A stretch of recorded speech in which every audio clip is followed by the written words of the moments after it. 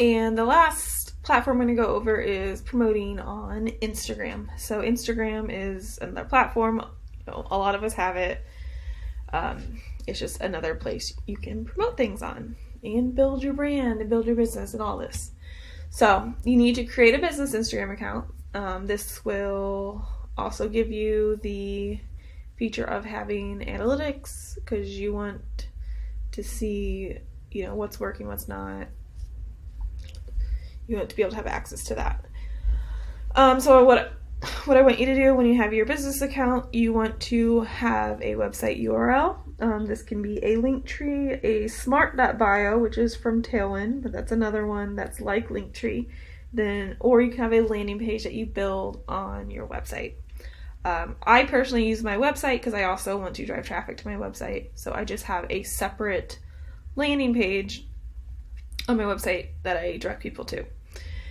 And then this is helpful because I have Google Analytics with my website, and it helps me be able to accurately track who's coming to my website, what they're clicking on, and how long they're staying, and all that. So super useful for me. So if you do have a website, I suggest not having a Linktree or anything, but creating an actual landing page on your website so you can track all of that.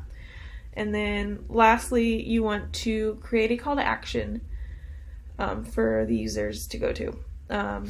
So right now, on this day, I was promoting my free Pinterest marketing course that I have on Skillshare. So I'm directing them, hey, if you want my free Pinterest marketing course, make sure you click here, and then they can go to that landing page that it directs them to, and they'll be able to find it.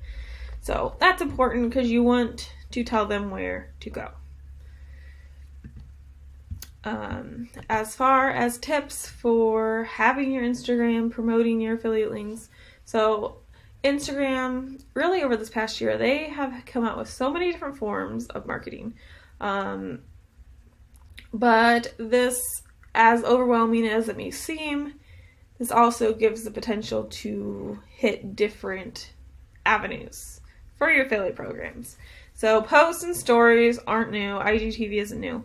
But Reels and guides are new. Reels are, essentially TikToks, short videos. Stories are the most popular, so definitely that's something to be active in. But because Reels are newer, they're prioritizing those, so you want to make sure you're doing Reels. IGTV is I would say it would be their version of a mini YouTube. It's longer than Reels, longer than Stories. So if you have anything that's 5+ minutes, I highly suggest putting it on IGTV. Maybe you're going to promote a product or review a product, and then you can direct people to the affiliate link there. And there's guides and posts. So realistically, you're not going to create content for all of these all of the time. Instagram wants you to, but for me, I'm personally not going to create for the things that I don't like creating. For instance, I don't like IGTV, so I don't create for it. I don't do lives because I'm not big on Instagram lives. So you need to it's more of figuring out what works for you, what works for your audience, and what's really bringing you the most traffic. So really look into that and figure that out. Test it. Test. That's all I'm going to say. But when you are promoting all these forms of content, you want to make sure you have that CTA, which is a call to action, that directs them to that link in your profile. You want to always direct them to that link in your profile so they can find the products. But further note, on Instagram, if you reach 10,000 followers, you do get access to the swipe up feature on your stories. So then that makes it easier for people to instantly access what you're promoting. And that's a really cool feature. So keep that in mind. And then lastly, hashtag strategy. You want a good hashtag strategy on Instagram.